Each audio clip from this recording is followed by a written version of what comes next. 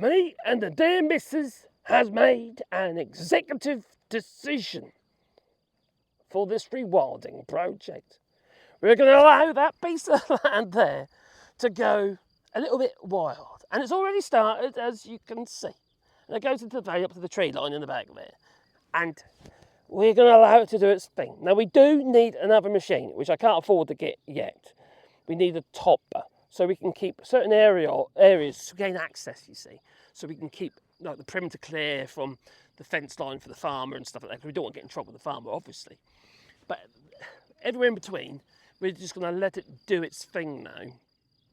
And within that, we'll be planting lots of wildflowers and various other stuff. I've got it all ready to do, so I've just got to chuck them in the ground, basically. We'll have to manage it, we'll have to look after it, we'll have to water it and do all the things, you know, that you have to do over the summer season. But then they will self-seed, and the cycle, you know, a bit like permaculture, will carry on.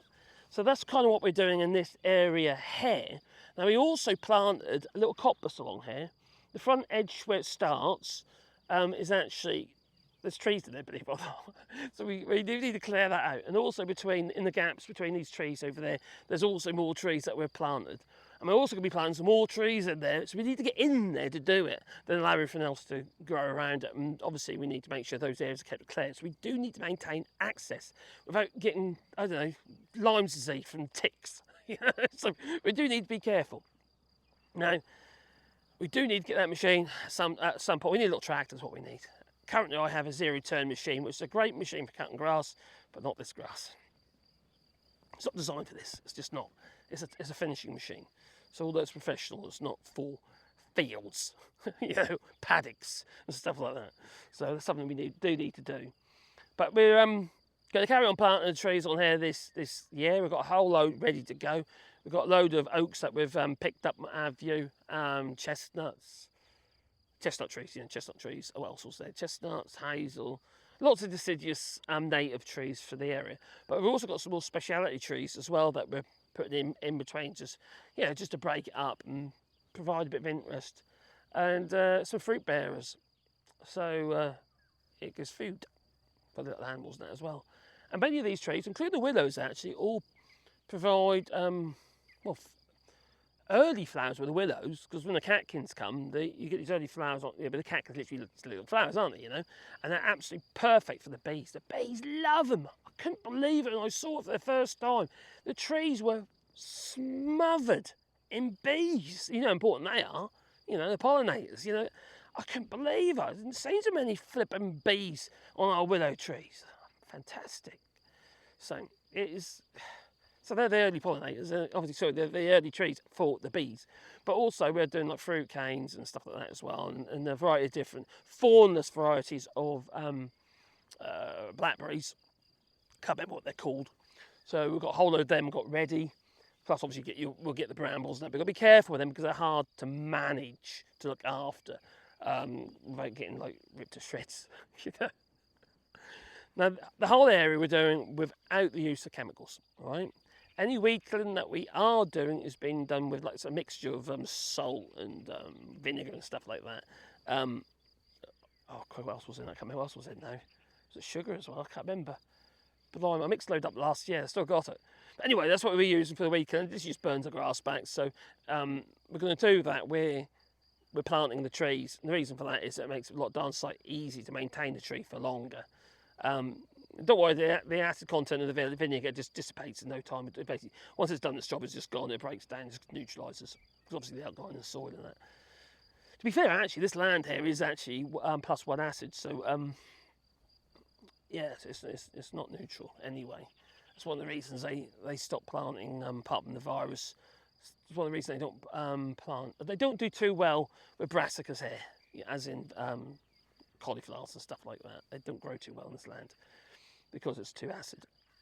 I say too acid, +1, it's not horrendous, but you have to lime it. But the thing is, you see, that's not what we're doing, is it? We're planting trees. And like I say, we're planting 1,000 trees on 2 hectares of land, and we're trying to make it fun as well. So we're planting arbours. Just done one last year around the well, which is literally behind you. And it's no longer a well, actually. It's been filled in years ago before we bought the property, and I've made it into a seat which is really nice sit out here, to be honest. You know, all your buffet and all that. And it's so what we're trying to do, we're encouraging the trees that are literally just popped up out of nowhere, because that's what they do, you know. We've got loads of oaks that just come up on the perimeter, so we're going to leave them, let them do the thing. I know we shouldn't really have them there, because technically speaking, they've got to be a metre in from the boundary. But I didn't put them there, so I'll leave them. I'll let them let them do their thing.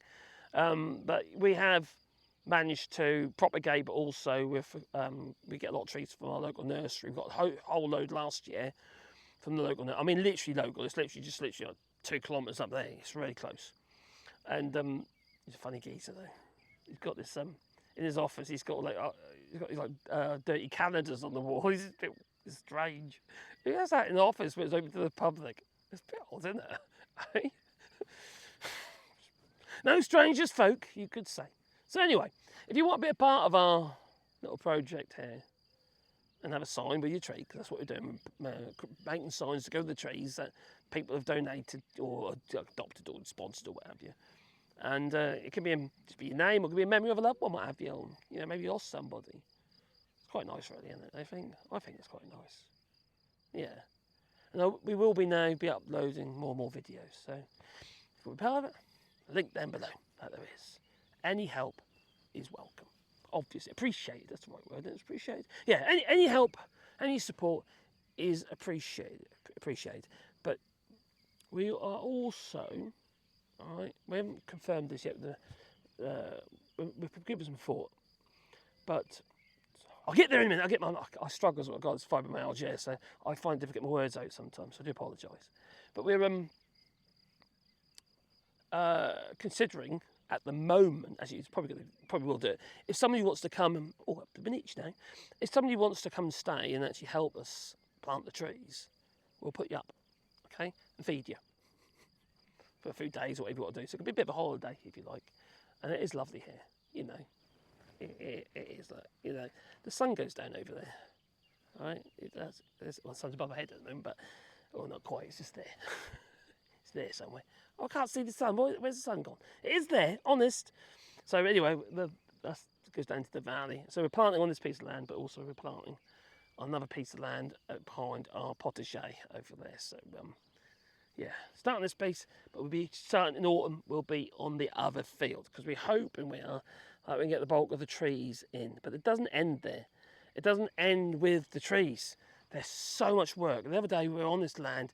Carol and I managed to clear the arbour because it was literally, the grass was taller than the trees around our well arbour just there. And we've got all these the trees over there. We've got to clear out. We've got the ones over down in the valley as well. We've got to clear out because the grass just got on top of us. We couldn't cut it. It was just too wet. It was nuisance. Why we need a new machine? Because we can't keep, the machine we've got just doesn't do the job. Anyway, I'm waffling now, aren't I? I'm waffling. Now I better go. Anyway, time to go. So please beat the old like button and maybe subscribe to the channel and that as well, and the bell icon, because then you get one fast feeding pocket every time I upload another video. There you go. I'll go now. For somebody who finds it difficult to talk, I talk too much.